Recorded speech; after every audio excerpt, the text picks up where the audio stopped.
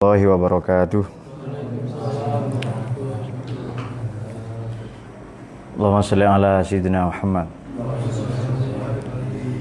Salatullahi wa salam ala man uhiyal Qur'an wa ahli baitihil kiram wa sahbihi dhawil Qur'an. Salatullahi wa salam ala man uhiyal Qur'an wa ahli baitihil kiram wa sahbihi dhawil Qur'an. Salamullahi warridwan ala man azzama al-Qur'an biqalbin khalisin wa muhibbin raghibil Qur'an fatuba man ta'allama wa ba'du 'allama al-Qur'an. Wassalam ala man uhiya al-Qur'an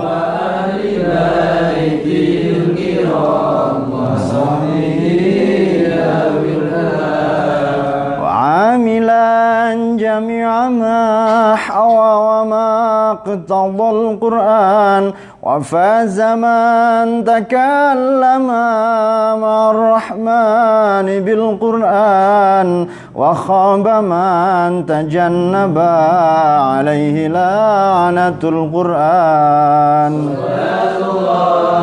والسلام على من أوحي القرآن وأهل بيته الكرام ولا قريب ولا الأخر ولا شفيع ذا الأعلى لدى المولى عند القرآن والشافعون مشفعون ومنجي صاحب القرآن. صلاة الله والسلام على من أوحي القرآن وأهل بيته الكرام وصحبه. فيا إلهنا اجعلنا من الأهالي في القرآن وزدنا علما نافعا بما علمتنا القرآن ووسع ما رزقتنا كما قد عاهد القرآن. والسلام على من أوحي القرآن وأهل بيته الكرام وصحبه. الفاتحة. أعوذ بالله من الشيطان الرجيم.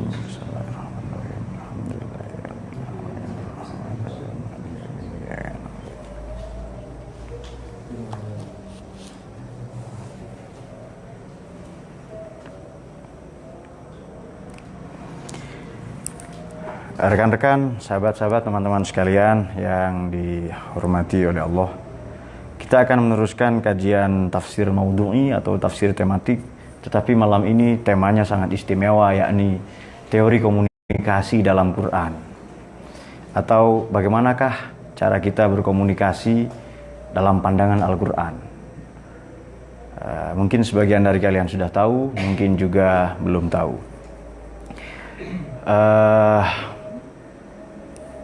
Ramadan ini identik dengan bulan Al-Quran. Lebih tepatnya Syahrul Ramadan alladzi unzila fihil Quran. Pada bulan inilah Al-Quran itu diturunkan. Maka semaraknya Ramadan adalah semaraknya Quran. Maka nuansa Ramadan adalah nuansa Quran. Semoga kita dijadikan oleh Allah orang-orang atau pribadi yang dicahayai hidupnya oleh Al-Quran. Tidak bisa instan, tidak bisa singkat ya, memahami atau menjadi generasi yang Qurani, tetapi ia harus diproses dengan perjalanan yang sangat panjang. Saya tahadus bin nikmah saja sedikit saja, bahwa setiap pagi sebelum saya berangkat sekolah, saya selalu dikasih minum dengan air yang sudah dibacakan Al-Quran oleh orang tua saya. Dan menurut saya adalah keluarga yang beruntung sebab tidak semua orang, tidak semua anak diperlakukan istimewa oleh orang tuanya. Maka Al-Quran itu menjadi detak jantung kita, menjadi darah kita, menjadi denyut nadi kita, menjadi nafas dan keseharian kita. Jadi kalau lalu kita cinta pada pengetahuan, cinta pada Al-Quran, itu karena proses yang panjang yang sudah dibentuk oleh orang tua kita. Kalau di antara teman semua atau kalian para luhurian ini yang hadir ini tidak seberuntung yang saya ceritakan tadi, maka kalian harus menggagas sendiri, kalian menginisiasi sendiri, agar kalian, sekarang kan cuma semarak di TV-TV saja itu yang hafiz katanya dia. Ya enggak apa-apa lah. Baik. Pada sholawat Quran yang kita baca tadi dikatakan begini, wa faza man takallama ma'ar rahmani bil Quran. Beruntunglah orang yang mampu bercakap-cakap, berdialog dengan Tuhan melalui Al-Quran. Wow, itu ya. Orang berdialog dengan Allah itu keren banget menurut saya, itu hanya levelnya para nabi dan para rasul itu. Tapi kita bisa. Kemudian orang yang cinta Quran, yang terutama yang hamilul Quran, yang hamalatul Quran, mereka adalah keluarganya Tuhan di muka bumi. Kita keluarganya Allah ini kalau mencintai Quran ya. Beruntunglah orang yang ta'allama wa ba'du 'allamal Quran, mempelajari dan lalu mengajarkannya. Tetapi wa khaba man tajannaba, maka merugilah orang-orang yang tajannaba, yang menjauhi Al-Quran ya. Alaihi la'natul Quran. Maka ada hadis meskipun banyak diperselisihkan ya, tapi Anda bisa melacak ini di kitab Ihya juga bisa, dan beberapa literatur primer mengenai Al-Quran, yakni rubba qari'il Quran wal Qur'anu yal'anuhu. Betapa banyak orang yang membaca Quran tetapi justru dilaknat oleh Quran.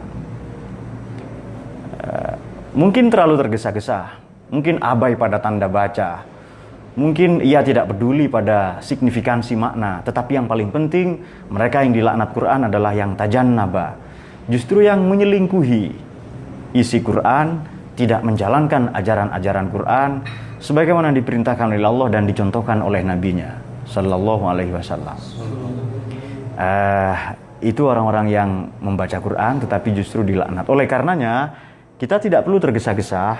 Tadarrus itu mendalami makna. Kita wasbah fi buhuril fawaid, menyelami samudra makna. Memang tidak bisa instan ya. Kalau Anda pergi ke laut, Anda hanya bisa menciduk air laut itu dan membawanya pulang. Tetapi gelombangnya Anda tidak bisa bawa pulang, ombaknya, praharanya Anda tidak bisa membawanya kembali ke rumah Anda masing-masing. Sebab keindahan itu konsepsi dalam hati Anda. Itu software, itu sudah ada Nur Muhammadnya itu di dalam diri Anda. Wow. Baik. Kita teruskan sedikit. Ada beberapa kalau di literatur yang sudah jamak dikemukakan oleh para ahli, Syekh Wahbah Zuhaili salah satunya, ada 6 teori komunikasi dalam Quran, yakni qaulan sadidan, qaulan balighan, qaulan ma'rufan, qaulan kariman, qaulan layyinan, qaulan maisurun. Ini lebih utama adalah komunikasi sesama manusia. Baik, kita teruskan. Mengapa penting? Di Quran ini banyak sekali qala atau qila. Dikatakan qala, yaqulu, banyak sekali itu ya. Misalnya pada surat Az-Zumar, bismillahirrahmanirrahim. Wasiqal ladzina taqaw rabbahum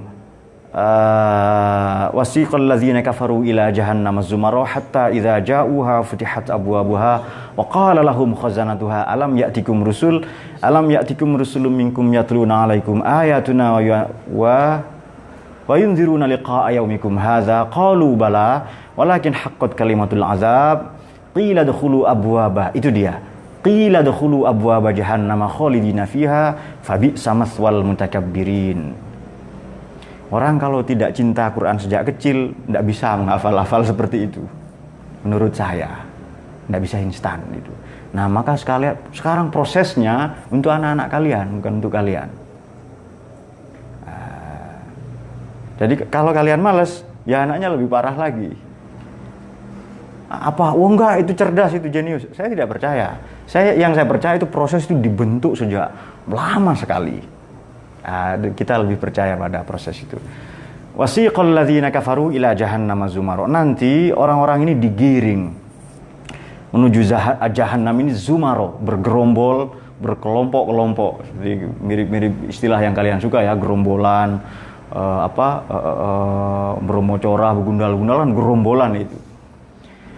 Sehingga ketika tiba, iza ja'uha futihat abwabuha, ketika tiba dan dibuka di pintu gerbangnya itu, dan banyak pintunya, enggak usah khawatir enggak masuk kalian, banyak kesempatan ke sana itu. Wa qala lahum khazanatuha, penjaganya berkata, alam ya'tikum rusul, kamu kok ke neraka semua, ke jahanam semua, tidakkah telah datang rasul kepada kalian, para utusan Allah alaihi wassalatu wassalam, kepada kalian? Yatluna alaikum ayatuna, yang membacakan ayat-ayat kami, Taurat, Zabur, Injil, dan kitab-kitab suci yang lain tentu saja, mushaf-mushaf yang lain. Satu, yang kedua, wa yunziruna liqa'a yaumikum hadza, dan mengingatkan kalian pada perjumpaan ini, di akhirat ini maksudnya. Mereka menjawab, para jahannamiyun itu, para jahannamiyun ya, menjawab, qalu bala, iya. Tetapi walakin haqqat kalimatul azab, sudah ditetapkan kalimatul azab itu. Maka kata penjaganya tadi, kata khazanatuha itu, penjaganya jahanam tadi, qila dikatakan udkhulu, qila udkhulu abwaaba jahannam khalidina fiha fabi'sa mathwal mutakabbirin. Sudah itu neraka, enggak usah panjang-panjang cerita neraka, cerita surga saja yang. Makanya kalau ada khotib Jumat, penceramah, ustadz kiai ceritanya kok neraka terus. Itu kurang piknik saja. Kok Islam digambarkan neraka yang serem-serem, yang enak-enak sajalah digambarkan itu ya. Kalau mengaji apa itu ya, nanti kalau sedekah bagaimana, itu yang enak-enak sajalah ya. Ayat berikutnya di surat yang sama, di surat Az-Zumar itu, wasiqal ladzina taqaw rabbahum ilal jannati zumar hatta idza ja'uha futihat abwabuha wa qala lahum khazanatuha salamun alaikum tibtum. Itu dia. Nanti sama, digiring yang sama di pintu surga itu, tapi penjaga pintu surga ini mengatakan salamun alaikum tibtum. Beruntung sekali kalian, salam sejahtera untuk kalian. Wa qala lahum khazanatuha salamun alaikum tibtum fadkhuluha khalidin. Ya, masuklah abadi itu. Lalu mereka memuji wa qala, ini tentang qala, qila, yaqulu ya. Yaquluna dan seterusnya, tentang qala dan berbagai derivasinya dalam secara semantik ya. Nanti akan saya ceritakan seorang tokoh dalam psikologi, harus beda dong ngajinya para filosof itu, yang menceritakan orang itu bisa punya patologi, penyakit rohani gara-gara tutur kata yang tidak baik, gara-gara ujar-ujar atau perkataan, dialog yang tidak baik, yang tidak santun dan tidak sopan. Lalu para penghuni surga itu waqalul alhamdulillah, mereka memuji asma Allah itu. Waqalul alhamdulillahilladzi shadaqana wa'dahu, yang telah memenuhi janjinya. Wa awrasana al-ardina tabawwa minal jannati haitsu nasa fa ni'ma ajrul amilin wa taral malaikata hafina min haulil arsy yasabbihuna bihamdi rabbihim wa qila alhamdulillahirabbil alamin. Ila akhiril ayat dia. Mereka sama ya memuji Allah itu nanti itu. Apa ada yang belum tahu pujian itu, pujian kepada Allah itu ya. Jadi Allah ini menyanjung dirinya sendiri kepada dirinya sendiri, maka pujian itu lillah, milik Allah semua. Kemudian ada kalanya Allah memuji makhluknya, seperti Allah menyanjung akhlaknya para nabi, dan terutama nabi kita semua. Wa innaka la'ala khuluqin azim, Muhammad, sungguh akhlakmu yang paling agung, yang paling mulia, yang paling luhur, dan yang mengikutinya adalah luhurian. Kalau laki-laki, kalau cewek luhuriani, kata Pak Lurah itu. Enggak wow, biasa aja itu ya. Ya wow lah ya. Sampai di mana tadi? Sampai di mana? Ya, pokoknya sampai di situlah kita teruskan sedikit ya. Kemudian alhamdulillah, ada kalanya Allah menyanjung makhluknya, itu pujian milik Allah. Ada kalanya manusia menyanjung Allah, dan itu pun milik Allah juga. Ada kalanya kita memuji sama manusia, misalnya kita memuji sama manusia, kamu baik gitu. Sungguh saya melihat pancaran Tuhan pada wajahmu. Itu juga milik Allah juga sebenarnya. Pertanyaannya, apakah yang tidak diliputi oleh Allah di dunia ini kan? Jadi misalnya Ramadan, suami istri ini bertanya, siapa namanya? Mas Faiz bertanya, Pak, bagaimana hukumnya menelan air liur, air ludah di siang hari di bulan puasa? Tapi air liurnya istri, misalnya air ludahnya istri, bukan istri sendiri, istri tetangga misalnya. Ya.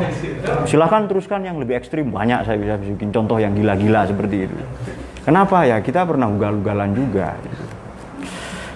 Baik, komunikasi ini ada seorang filosof namanya Martin Buber, mungkin kalian sangat akrab dengan nama ini, yang kalian pernah belajar di sini. Tidak asing lagi dengan setiap hari kita ini berkomunikasi.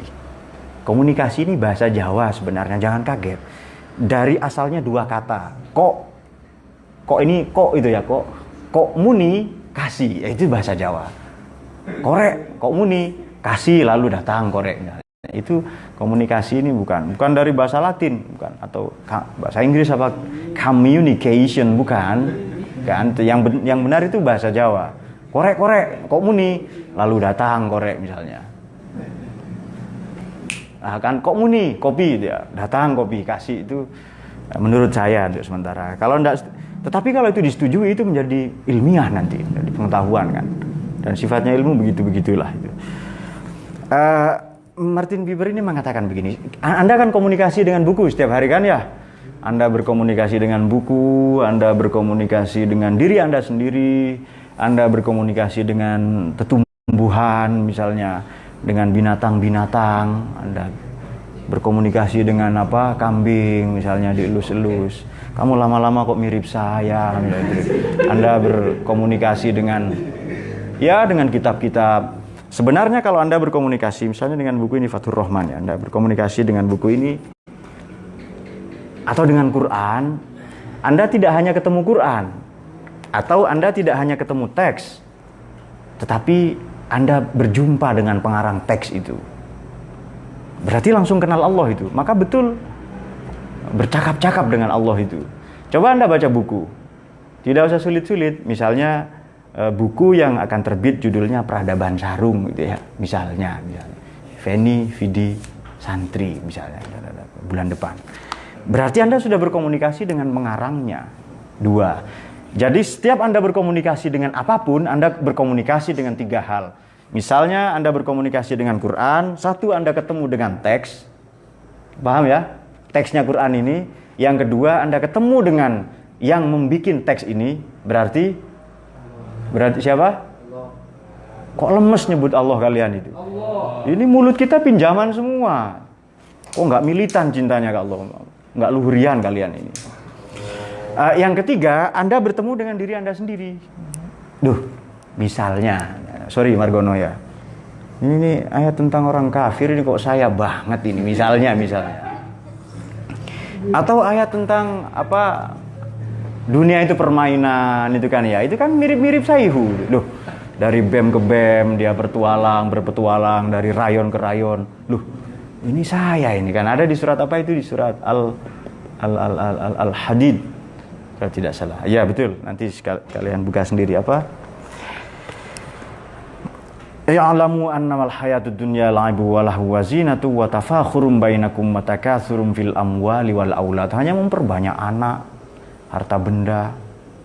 Kama ghaitin anjabal kuffara nabatuhu thumma yahiju fatarahu musfarran thumma yakun hutama wa fil akhirati 'adzabun syadidu wa maghfiratun minallahi wa ridwan wa mal hayatud dunya illa mata'ul ghurur. Tahu bentuknya saja sudah lumayan. Kalau kalian tahu semua, malaikat kaget. luar biasa area-area ini kan. Tahu buntutnya itu loh, malaikat seneng. Lumayan, surga, langsung surga. Kalau tahu semua ya kaget malaikat nanti itu. Heboh di langit itu loh. Kacau mereka nanti. Jadi kita jangan sering-sering membuat malaikat kaget, jadi kalem saja. Ya.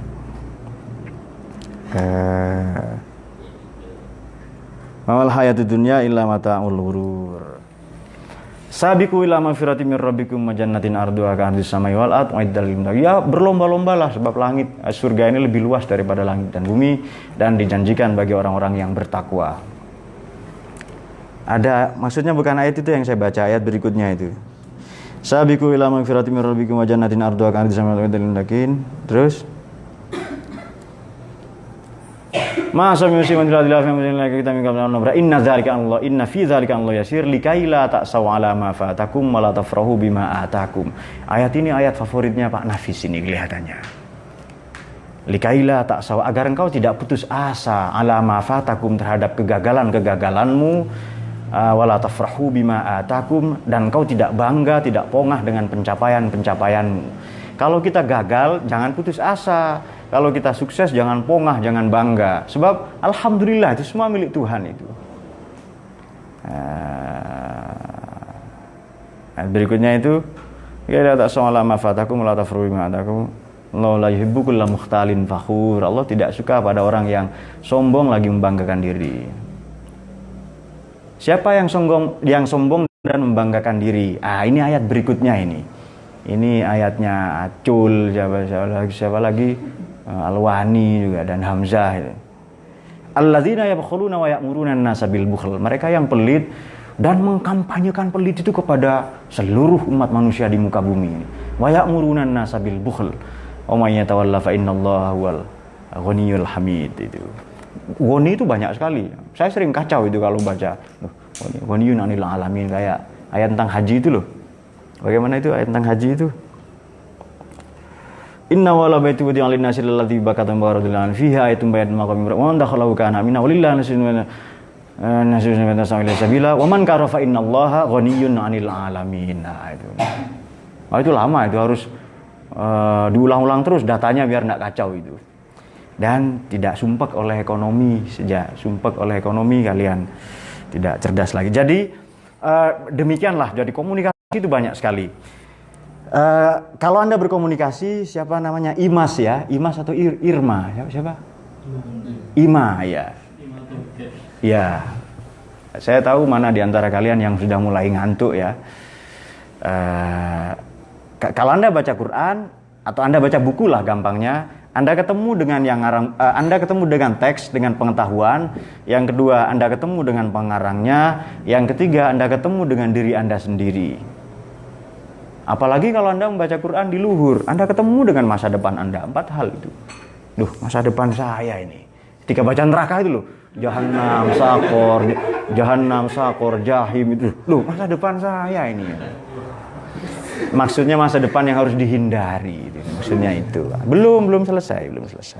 Nah, ada orang namanya Martin Buber.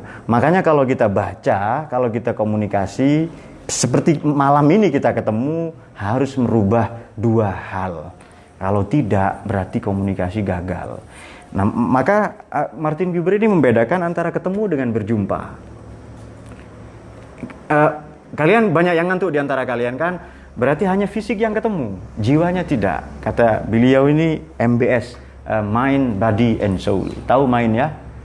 Silakan main jauh-jauh ya. Mind, body, mind itu pikiran, body tubuh, soul itu jiwa. Kata Buber itu begini. Makanya dalam filsafat komunikasi, pertanyaan itu cuma 3. Apa yang saya tahu, apa yang Anda mau tahu, dan bagaimana kita tahu. Itu cuma 3 pertanyaannya. Apa yang saya tahu, what do I know? Kemudian apa yang mau Anda tahu, what do you want to know? Dan bagaimana kita tahu? Cuma 3 itu. How do we know? Dan intinya pada pertanyaan yang ketiga. Jadi komunikasi itu, Anda mau apa? Jalan menuju ke mana? Ke Jahannam kemana? Oh, itu jalan Anda terus misalnya. Nah, itu kan apa yang mau Anda tahu. Lalu apa yang saya tahu? What do I know? Dan bagaimana kita tahu? What do you want to know? Sulit ya. Saya tulis di sini saja. Pertama adalah what do you want to know? Ini pertama. Yang kedua adalah what do I know? Dan yang ketiga adalah how do we know? Bagaimana kita menjadi tahu? Itu intinya. Itu inti dalam filsafat komunikasi.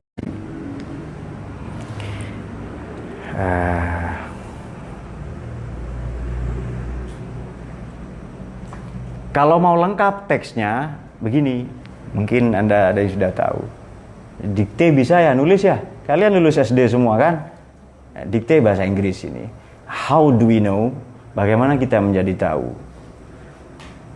Ketika when communication, ketika komunikasi itu telah sampai, has serve itu melayani ya, pada dua aspek. Pertama, to strengthen relationship among people, memperkuat relasi hubungan sesama umat manusia. Yang kedua, and expands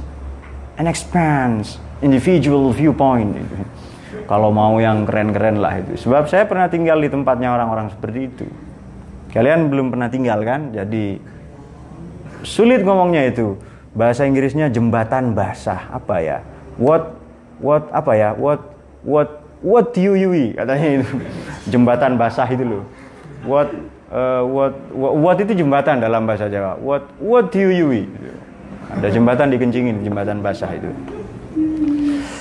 How do we know when communication has served to strengthen relationship among people and expands individual viewpoint? Bagaimana kita tahu bahwa komunikasi itu merubah dua hal. Satu, hubungan kita sama umat manusia menjadi baik. Dan yang kedua adalah hubungan merubah viewpoint. Jadi komunikasi ini merubah dua hal. Satu di sini, dua di sini. Pola pikir dan pola sikap. Adakah orang yang membunuh gara-gara baca Quran? Banyak ya. Teroris atau teloris itu. Dua-duanya sama-sama benar. Teloris ini penjual telur dan melempar-lemparkan. Oh, penjual telur. Kalau teroris, melempar telur itu nanti itu. Teroris itu. Jadi mungkin dia kok tidak berkomunikasi dengan Quran. Dia ambil ayat-ayat yang ekstrim saja. Faktulu, waqatilu, uktulu. Ayat itu saja yang dibaca itu. Perangilah, bunuhlah, berperanglah di jalan Allah. Ternyata matinya bukan di jalan Allah, di jalan Diponegoro kemarin itu, di mana? Surabaya itu, dan jalan Arjuno ya. Wah, jalan Allah mana? Ternyata jalan Diponegoro itu gerejanya itu. Salah mereka itu ya. Baik, jadi komunikasi itu merubah dua hal. Kita akan ketemu malam ini. Kita buktikan kita ketemu atau berjumpa. Kalau berjumpa merubah dua hal. Satu di sini, dua di sini. Pola pikir dan pola sikap. Anda membaca ini harus tambah cerdas. Anda ngaji itu tambah dekat ke Allah seharusnya. Saya ketemu Ustadz Yani ini, apa katanya, yang di puisi itu loh, hati saya langsung basah katanya itu. Saya ketemu Ustadz ini langsung dapat pencerahan dan sebagainya. Itu baik itu. Komunikasi betul. Tidak hanya bertemu tapi berjumpa. Ciri-ciri berjumpa itu mind, body, and soul. Pikiran, tubuh dan jiwanya. Sekarang siapa yang hidup sezaman dengan Nabi? Mana Malik itu yang sudah paling tua itu ya. Kita tidak hidup sezaman dengan Nabi. Kita jauh sekali dengan Al-Ghazali, Al-Junaid misalnya. Kita jauh sekali dengan Asy-Syafi'i, terpaut 1200 tahunan. Tapi kenapa ajarannya kita ikuti? Kenapa fatwa-fatwanya kita amalkan? Kenapa? Berarti kita apa tadi itu? Berarti kita berjumpa, tidak bertemu. Kenapa para filsuf ini kita ikuti? Ajarannya siapa? Sokrates. Kenapa kita ikuti? Karena kita berjumpa. Nanti kalau Anda pulang, Anda catatan-catatan yang ngaji dibuka, Anda berjumpa lagi itu. Oh iya, itu berjumpa lagi itu. Nah, baik, jadi komunikasi yang pertama adalah kita buka di surat An-Nisa, qaulan sadidan. Ada yang sudah buka Quran tadi, qaulan sadida ini apa artinya? Ya, perkataan yang benar. Ada di surat An-Nisa ayat, ini surat tentang wanita ya, surat tentang pria tidak ada ini. Diskriminatif kelihatannya Quran ini. Ada di surat An-Nisa ayat ke-9. Bismillahirrahmanirrahim. Wal yakhshal ladzina law taraku min khalfihim dzurriyyatan dhi'afan khafu 'alaihim falyattaqullaha wal yaqulu qawlan sadida. Wal yakhsha, cemaslah kalian, cemaslah, takutlah orang-orang yang hendaklah takut orang-orang yang sekiranya mereka meninggalkan keturunan yang lemah. Ini dzurriyyatan dhi'afan. Kita seharusnya cemas kalau generasi kita lembek, letoy, stunting itu loh. Gizi buruk, polio, idiot misalnya, tunagrahita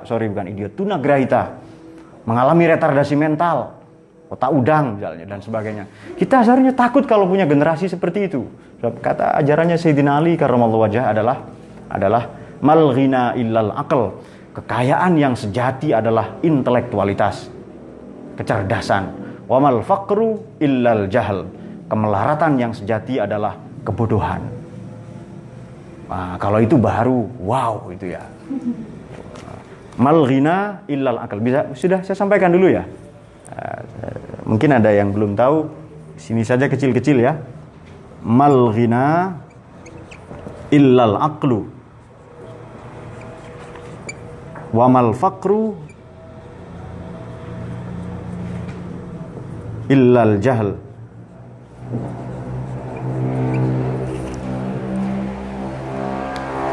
Coba Anda sebutkan, bikin deret daftar dari yang paling hebat ya, pengetahuan apalah, pengetahuan tentang Allah, luar biasa kan?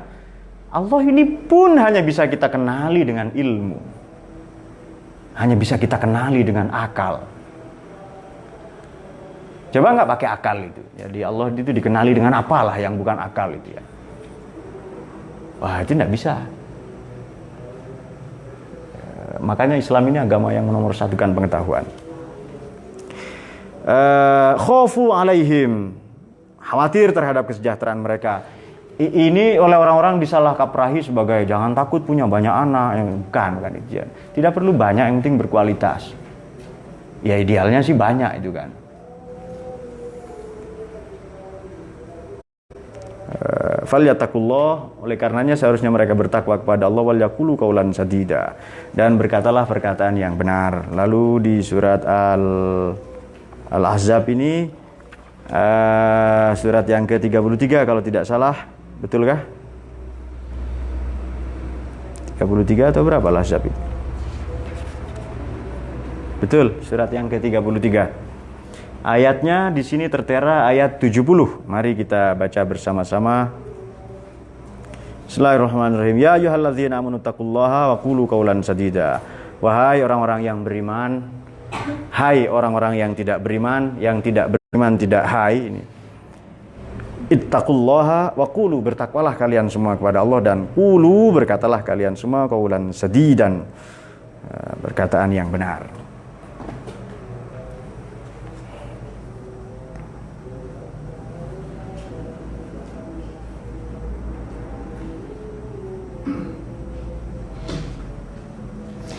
Qaulan sadidan ini di Quran disebutkan 2 kali. Pertama tadi itu ya di surat An-Nisa 9, yang kedua di surat Al-Ahzab ayat 70.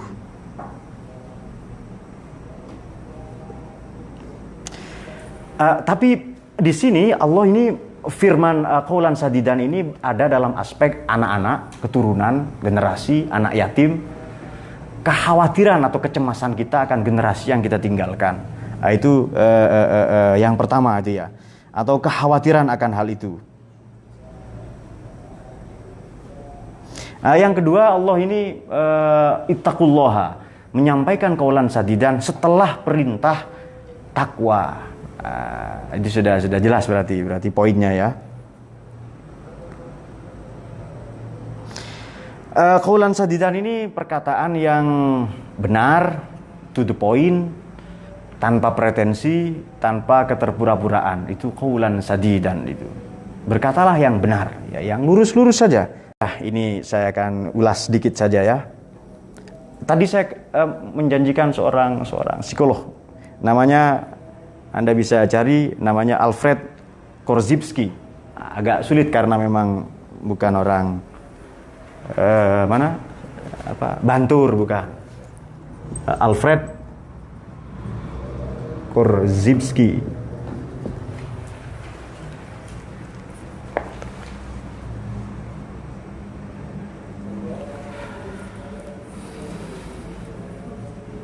Korzybski. Baik. Orang ini adalah peletak dasar teori general pathology of semantic. Apa itu kok mirip unde-unde atau apa namanya? General pathology, penyakit-penyakit umum yang ditimbulkan gara-gara perkataan. Penyakit hati maksudnya ya. General pathology, patologi tulisannya of semantic. Atau secara gampang begini, penyakit-penyakit kejiwaan, penyakit psikologi, penyakit-penyakit umum yang ditimbulkan gara-gara perkataan. Jadi ketika kita sebagai orang tua mengatakan kepada anak kecil, bodoh, tadinya agak pinter, lalu idiot betulan. Bodoh kamu.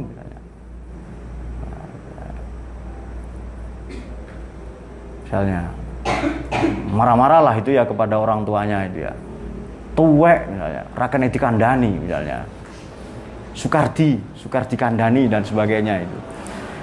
Maka nanti menjadi seperti itu sebab kata-kata ini memiliki gelombang elektromagnetik. Saya ulas sedikit teori ini supaya berkembang pemahaman kita tentang Al-Quran ya.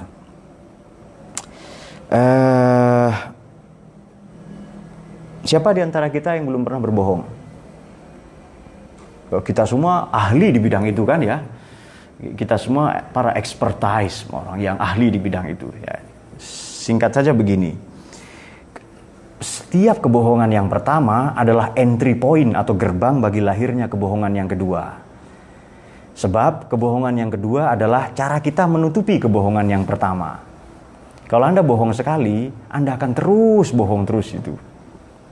Saya sudah terlanjur ngaku kepada misalnya kepada Adnan atau kepada siapa, kepada Ustadz Yani gitu.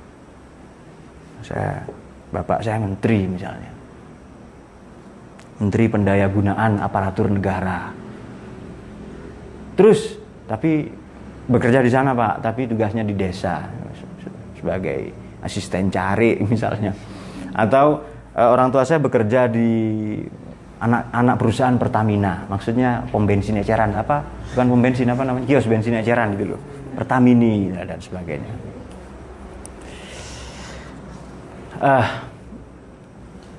Pertama tentang kecemasan kita terhadap anak cucu ya, kepada anak cucu. Sebab begini, biasanya mungkin kalian belum mengalami, orang tua ini karena memang dorongan ingin membahagiakan keluarganya, anak istrinya, boleh kalau mau ditambah anak-anak dan istri-istri ya, nggak apa-apa karena ini jumlahnya banyak. Biasanya sering acap kali kalau marah itu binatang itu keluar, misalnya binatang-binatangnya lah itu. Kalau Anda mau tahu kita ini binatang, perhatikan di dua hal. Satu, kalau kita marah, kita binatang nggak? Kecuali potensi akal dan hati yang sebagaimana Allah menganugerahkan kesuburan kecerdasan pada akal kita, intelektualitas kita, dan kesuburan cinta di hati kita. Di luar itu manusia adalah binatang. Kalau mau tahu Anda binatang atau tidak, dalam dua hal. Satu, ketika Anda lapar. Yang kedua, ketika Anda marah. Itu kita binatang itu. Kalau Anda lapar, itu binatang. Lupa daratan biasanya kan. 2 tahun nggak merokok misalnya. Padahal rokok banyak di dalam gua itu. Cuma nggak ada koreknya. Kan ada 3 orang masuk ke dalam gua ceritanya kan. Satu bersama minuman-minuman, satu bersama wanita-wanita, satu bersama rokok. Ada pecandu rokok misalnya. Macam Sipul atau Acul ya. Siapa? Acul El Fikr dan Acul Zangki. Acul Zangki itu. Ada jin itu loh. Gosok-gosok apa, batu, keluar jin itu. Apa permintaanmu? Minta rokok katanya. Segudang itu ya, masuk ke dalam gua, isinya rokok semua. Bermacam-macam jenis rokok itu. Acul pernah ingat nadoman ketika ngaji di pondok dulu. Wa ba'dul akli aula an tudakhina bi biji samsu au bi surya au sampurna, misalnya itu. Kalau habis makan sebaiknya kita antudakhina, sebaiknya merokok itu samsu, surya atau itu. Kalau enggak ya lintingan saja. Apa rokok legendarisnya siapa? Malik itu apa namanya? Tajimas, agar bertahaji Anda itu. Dan sudah satu lagi misalnya Hamzah itu bersama para wanita. Saya kumpulkan dengan wanita. Satunya lagi bersama para minuman. Yang itu ditinggal itu selama 2 tahun ditinggal di situ. Si pria bersama wanita itu sudah hampir mati dia. Begitu malaikat jin lihat ke sana sudah sekarat, sudah mati itu. Enggak kuat karena 1000 wanita di situ. Kemudian yang bersama minuman, ya perutnya sudah buncit. Masuk ke dalam gua nggak ada kepala, perut saja itu karena minum terus itu. Mana orangnya? Sudah mati di belakang itu. Nah, begitu masuk ke gua yang satu yang ada acul, sehat itu. Dan misuh-misuh dia. Menahan marahnya selama setahun. Kurang ajar kamu ini, dia. Saya dikasih rokok saja enggak ada koreknya. Jadi dia misuh-misuh terus. Dan alasan dia hidup itu karena misuh-misuh terus itu. Nah, kita perhatikan tahun politik ini. Selama 5 tahun ada kan orang yang membenci terus selama 5 tahun itu. Menebar ujaran kok kuat itu loh benci selama 5 tahun. Nah, itu bukti bahwa kata orang yang kita sebutkan tadi, kata Alfred Korzybski ini ada 7 penyakit yang ditimbulkan oleh perkataan-perkataan yang tidak baik itu. Dan ini penyakit kronis semua. Kalau kita berkata-kata yang tidak jujur, tidak baik, ahistoris, membohongi hukum alam, ada 7 akibatnya itu. Sudah banyak sebenarnya ya, tapi secara umum ini kita sebutkan 7 penyakit yang ditimbulkan gara-gara kata-kata yang tidak baik itu.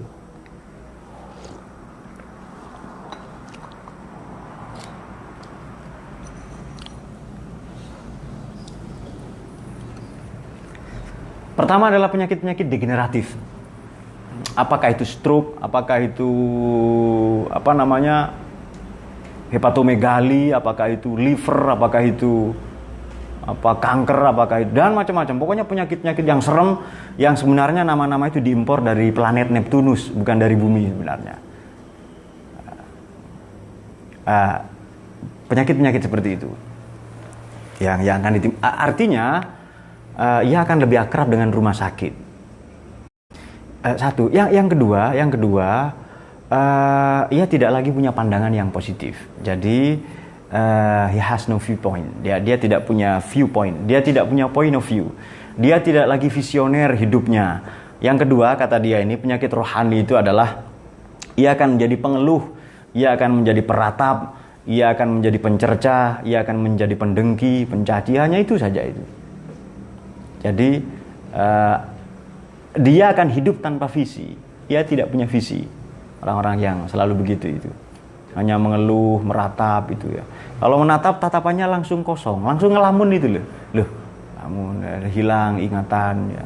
Dia cari lagi ingatannya, hilang lagi terus, lalu dia hilang bersama ingatannya dan seterusnya.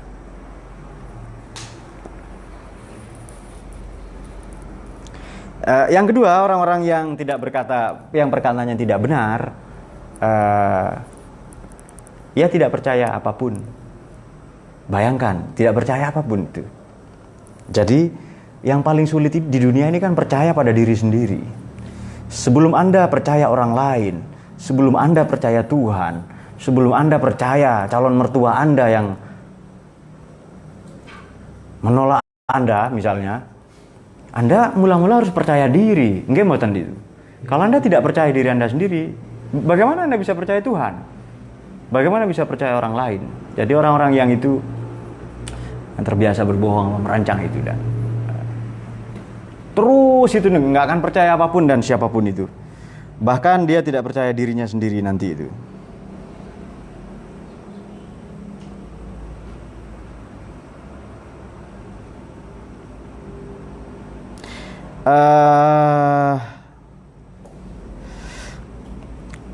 Alfred Korzybski ini juga mengistilahkan orang-orang yang seperti ini adalah orang yang terjebak pada eufemisme. Yang keempat, keterjebakan pada eufemisme atau pemutarbalikan makna.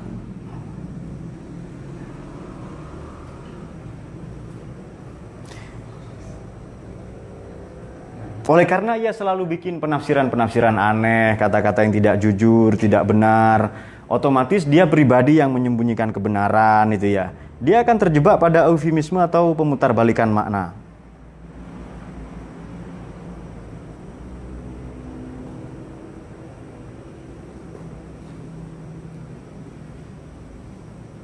Nah, nanti tawarannya Alfred Korzybski ini bagaimana? Ini terinspirasi oleh Quran. Kalau mau memperbaiki masyarakat, kalau mau memperbaiki tatanan, minimal masyarakat negara kecil itu adalah rumah tangga, keluarga kita. Kalau mau memperbaiki, perbaiki dulu bahasanya. Jangan ada mukidi di antara kita. Jangan ada kebohongan itu maksudnya itu. Jangan ada kebohongan. Berkatalah yang benar, yang ilmiah itu. Kalau mau memperbaiki masyarakat, perbaiki dulu bahasanya. Nggak usah ekonomi, nanti bahasa dulu. Nah, itu katanya. Jadi luar biasa sekali itu ya.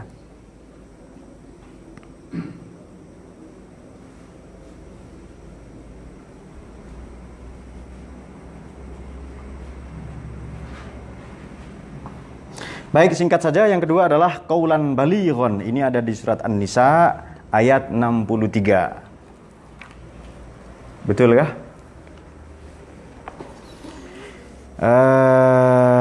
Kadang begini memang pembicaraan kita ini melebar, tapi tidak apa-apa. Itulah kalau kita senang ilmu, kita akan batasi sedikit saja ya. Satu lagi lah. Balik ini ya balighon. Ini dia. An-Nisa ayat 62 atau 63 tadi? 63. Oh iya, 63. Di sini tertulis 62.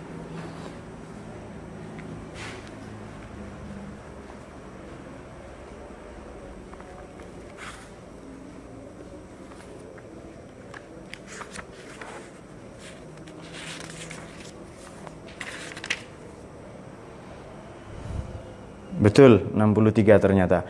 Bismillahirrahmanirrahim. Ulaikal ladzina ya'lamullah ma fi qulubihim fa'rid anhum wa'izhum wa qul lahum fi anfusihim qawlan balighon. Mereka itu adalah orang-orang yang sungguhnya Allah mengetahui apa yang ada dalam hatinya. Karena itu berpalinglah kamu dari mereka dan berilah mereka nasihat dan katakanlah kepada mereka perkataan yang baligh, yang cerdas. Perkataan yang memiliki impact baligh ini. Perkataan yang memberi kesan, perkataan yang membekas, perkataan yang tidak harus sensasional, enggak. Jadi perkataan yang membekas, perkataan yang memberi kesan, perkataan yang melahirkan langsung menusuk ke jantung kesadaran dan menembus ke lambung kealpaan kita. Kita kasih contoh begini. Misalnya kita menasehati orang yang sedang berbuat dosa. Misalnya begini. Sebenarnya tidak ada bedanya dosa besar atau kecil itu. Mas, saya ini dosa saya kecil loh sebenarnya. Cuma ngintip kambing mandi misalnya. Ngintip orang mandi itu. Tapi si istiqomah saya lakukan sudah 34 tahun. Umur sampean berapa sekarang? 35 tahun. Dari setahun dia melakukan profesi itu berarti itu. Lalu sebagai ustadz ya, ini yang bijaksana, dia merapikan surbannya dan maksud saya begini, pokoknya batuk terus sampai lama itu ya. Dosa besar atau kecil itu sama, tetap kita dosa kepada Allah itu. Dosa besar atau kecil sama, objek yang atau pihak yang kita cederai sebenarnya atau yang dosa besar atau kecil itu kepada Allah juga kita melakukannya itu. Sembari kemudian la shaghair ma'al istimrar wala kabair ma'al istighfar. Dosa kecil kalau diulang-ulang ya menjadi besar. Dosa besar kalau atau ada orang mau taubat itu ya. Jadi disampaikanlah kabar itu ya. Jadi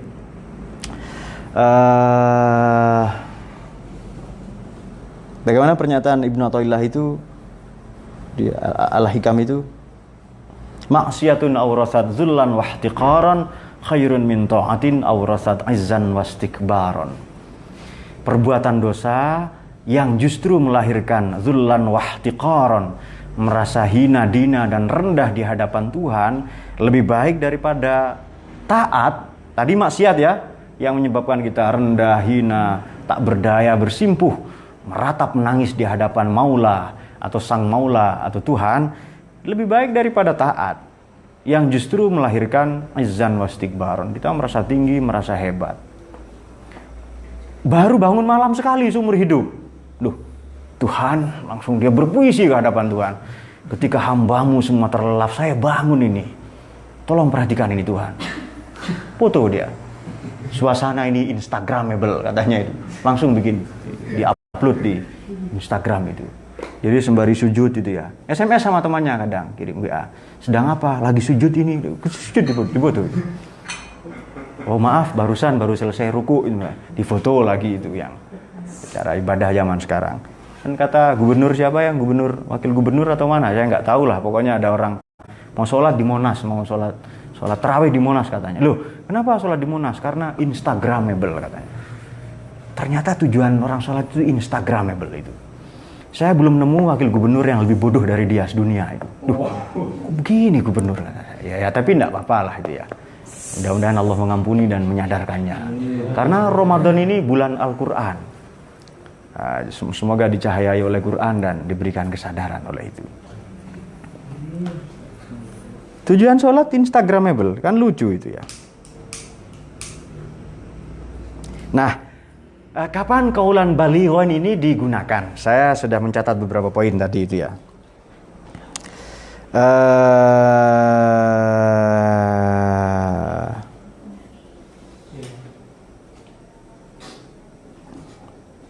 Ada hadis Nabi yang populer itu, khotibun nasa biqadri uqulihim.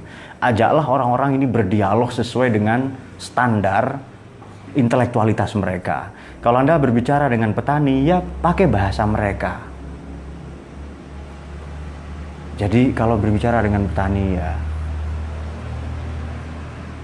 sebenarnya ya gimana ya, kita lihat cabai itu loh, nggak ada yang ngecat itu merah sendiri sedunia, misalnya itu cabai itu nggak ada yang ngecat itu kok merah sendiri itu yang sedunia. Sebenarnya ada yang ngecat itu mas katanya. Ya siapa? Ya Allah itu. Allah itu kan maha besar, masa pegang kuas ngecat? Ya enggak lah, ada hal-hal lah itu yang nanti macam-macam lah itu ya, dijelaskan panjang lebar itu. Jadi petani, masyarakat di pedesaan ini cenderung orang yang simple hidupnya, orang yang kan dari kampung Margono ini kan kelihatan muka-mukanya konservatif. Di sini seminggu langsung liberal itu, langsung ugal-ugalan itu ya. Nah, sekarang sudah ultra liberal karena sudah berbulan-bulan itu udah lebih gila lagi itu ya. Qaulan baligha ini terjadi atau kita gunakan apabila komunikator yang komunikan, ngerti nggak bahasa-bahasa itu? Komunikator, sebentar, sedikit saja ini. Komunikator apa? Komunikan apa? Komunikator. Jadi perkataan itu ya, saya sender, saya berkata, Anda receiver, Anda menerima. Kan ada orang ngomong dan kita nggak ngerti.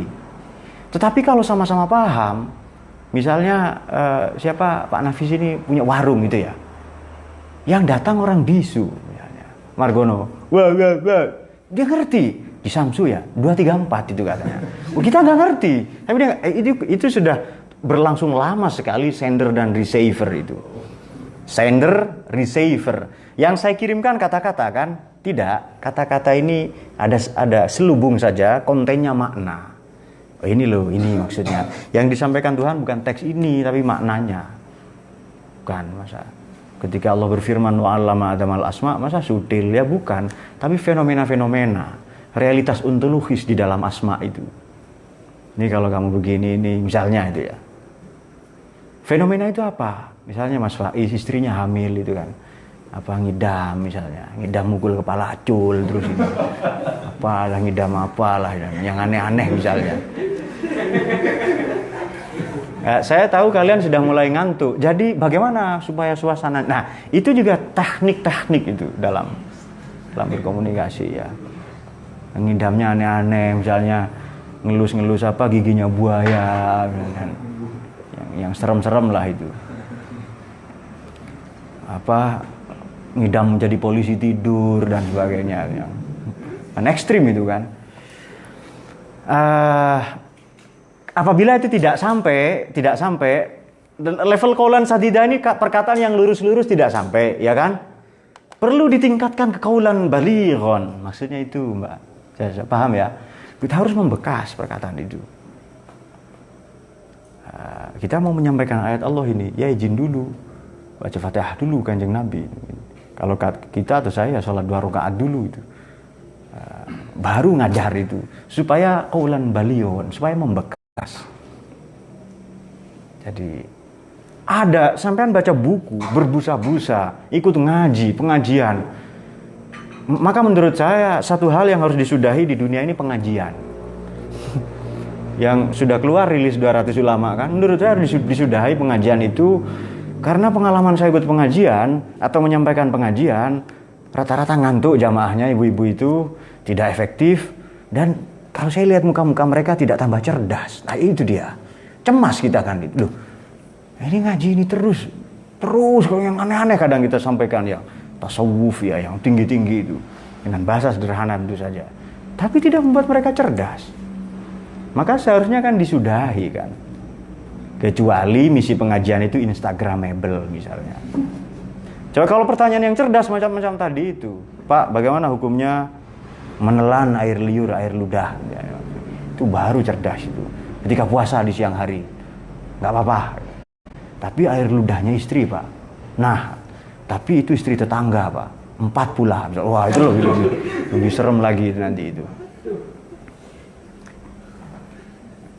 Ada di gelas itu loh, Mas, sudah dibuang itu loh maksudnya. Jangan. Kalian kok mikir yang aneh-aneh. Ngaji kok ngeres pikirannya itu kan. Allahumma sholli ala Muhammad. Kalau ini buntu diganti qaulan balighon, itu maksudnya itu. Diteruskan, ditingkatkan. Jadi apa yang kita katakan ini akan sampai, akan diterima mula-mula kalau yang kita katakan ini sesuai dengan perbuatan kita. Sudah nggak usah aneh-aneh, nggak usah tinggi-tinggi menasihati itu. Apalah yang serem-serem misalnya. Jadi karena terobsesi penyair, apa di sini disusun meja-meja, naik dia ke atas meja itu, langsung lampu dimatikan, dia berkata kepada pacarnya, aku ingin menjadi lampu katanya. Pacarnya cerdas, telepon rumah sakit Sumber Waras, ini ada orang gila baru Pak, bawa gitu. Atau tiba-tiba siapalah di antara kalian naik ke atas lampu, ke atas meja lalu bilang saya jadi lampu katanya. Kemudian pada perkara yang lain, kasus yang lain, pacarnya yang gila, bukan dia. Jangan turun Mas, kenapa? Nanti gelap dunia ini. Kamu kan lampu katanya. Dua-duanya sama-sama gila itu. Qaulan baligho ini kalau mau bukti di Quran itu ayatnya, misalnya kalau qaulan sadida ini qul huwallahu ahad, itu qaulan sadidan itu. Lam yalid walam yulad. Tuhan itu bukan mak, bukan anak. Lam yalid, tidak melahirkan. Walam yulad, dan tidak dilahirkan. Bukan mak, bukan anak kan itu. Artinya teologi Islam menolak triniteisme. Atau ayat yang dibaca Pak Nafis tadi itu, yang di sini qaulan azima tadi, atau kalau di surat Al-Kahfi, pesantren ini nyaris ganti nama, bahkan memiliki 2 nama, pesantren Ashabul Kahfi. Sedang tidur semua santrinya itu, Ashabul Kahfi itu. Tidur, besok sudah lebaran, tidur lagi, besoknya Maulid Nabi, terus begitu. Di ayat surat Al-Kahfi itu gimana bunyinya? Bismillahirrahmanirrahim. Alhamdulillahilladzi anzala 'ala 'abdihil kitaba wa lam yaj'al lahu 'iwaja qayyiman liyunzira ba'san syadid min ladunhu wa yubashshiral mu'minin alladzina lahum ajrun hasanah makitsina fi abada wa yunzirul ladzina qalu takhadzal itu dia wa yunzirul ladzina qalu takhadzallahu walada ma lahum bihi min ilmin wala li abaihim. Mereka enggak punya ilmu. Kaburat kalimatan takhruju min afwahihim yaquluna illa kadziba. Mereka katakan itu kecuali dusta saja. Kamu anggap Tuhan itu punya anak. Uzair ibnullah, Isa ibnullah. Bahwa ada saudara kita Katolik, Kristen atau Protestan ya menganggap itu Tuhan, ya itu urusan mereka. Kita hormati mereka. Mereka saudara kita, ya kita hormati mereka. Tanpa harus mencaci, sebab kalau kita mencaci mereka, ya kita mencaci agama kita sendiri. Ya kita hormati, biarkan mereka riang gembira. Urusan kita dengan dia, dengan mereka yang berbeda agama, bukan urusan agama, urusan kemanusiaan. Berdagang gitu ya. Nah, misalnya kamu punya korek enggak? Punya, rokoknya sekalian dong. Enggak apa-apa. Dan seterusnya lah itu ya. Itu contoh qaulan sadida. Kalau qaulan ma'rufa di Quran ini adalah likaila ta'saw ala ma fatakum wala tafrahu bima atak. Maaf qaulan baligho. Supaya engkau tidak putus asa dengan kegagalan dan tidak bangga dengan pencapaian itu. Atau ayat yang lain misalnya yang bercerita tentang ilmu pengetahuan. Yarfa'illahu alladzina amanu minkum, Az-Zariyat atau apa itu? Apa itu ya? Walladzina utul ilma darajat. Bukan Az-Zariyat kayaknya, nanti cari sendiri. Ibad, ini kaulan baligho semua. Nasail bad ini ada bab tentang sulasi. Ada bab tentang rubai, ada bab tentang khumasi, ada bab tentang sudasi. Misalnya bab tentang sulasi, salasun muhlikat, ada 3 yang merusak. Itu disampaikan 3 itu apa? Itu kan langsung memberi kesan pada kita. Atau misalnya ada juga nanti bab yang 7. Kalau yang 4 itu misalnya arba'atun min sa'adatil mar'i. Ada 4 kebahagiaan orang itu. Pertama, ayyakuna. Mas Faiz kok senyum-senyum sudah tahu ya. Ayyakuna zaujatuhu sholihah itu. Kalau istrinya baik. Wa ayyakuna auladuhu abroro. Kalau anak-anaknya berkualitas itu. Wa ayyakuna khulatuhu sholihin. Kalau pergaulannya juga bersama para luhurian dan belakangan luhuriani. Kemudian wa ayyakuna rizquhu fi biladi. Kalau rezekinya di kampungnya saja. Nggak usah keluar negeri atau minggat, menggelandang dan kemana-mana. Kemudian kalau ada juga yang bab khumasi seperti kemarin kita singgung. Laula khamsu khisalin lasoron nas kulluhum solehin. Kalau bukan karena 5 hal, semua umat manusia akan soleh semua. 1 yang menyebabkan manusia tidak soleh adalah al-qana'atu bil jahl ya, yang kemarin populer gitu kan, sempat viral kan waktu itu karena kok gue banget ini dan seterusnya. Lalu bab yang sudasi ada 6 misalnya. Ada bab yang 7. Ada 7 orang yang nanti mendapatkan perlindungan Allah di mahsyar. Sab'atun yuzilluhumullah yauma la zilla illa zilluhu. Ada 7 orang yang mendapatkan perlindungan Allah di mahsyar nanti, yakni pada hari di mana tidak ada naungan kecuali naungan Allah itu. Pertama, imamun adil. Yang kedua, syab nasya'a fi ibadatillah, anak muda yang sibuk beribadah kepada Allah seperti luhurian ini semua. Nah, itu yang qaulan baligho contohnya seperti itu kalau di hadis, kalau di Quran ya yang tadi itu. Sudah paham ya? Baik, saya kira 2 ini saja, mungkin kita jadikan 2 atau 3 sesi nanti. Itu tadi yang bikin lama muqaddimahnya. Tetapi sebenarnya ilmu ini muqaddimah semua. Tidak pernah sungguh-sungguh keluar dari muqaddimah. Pengantar semua. Yang kita tuju kebenaran. Ternyata kebenaran itu juga pengantar bagi kebenaran berikutnya. Muqaddimah terus itu. Saya kira demikian yang bisa saya sampaikan. Mudah-mudahan bermanfaat. Nanti beberapa hal kalian putar lagi rekamannya. Karena saya tahu ingatan kalian agak kurang baik gitu ya. Karena faktor gizi buruk dan sebagainya. Semoga dicahayai oleh Quran. Semoga hidup kita disinari oleh Quran ini. Demikian. Allah yafiqna ila sabilil anbiya wal mursalin. Walaf minkum.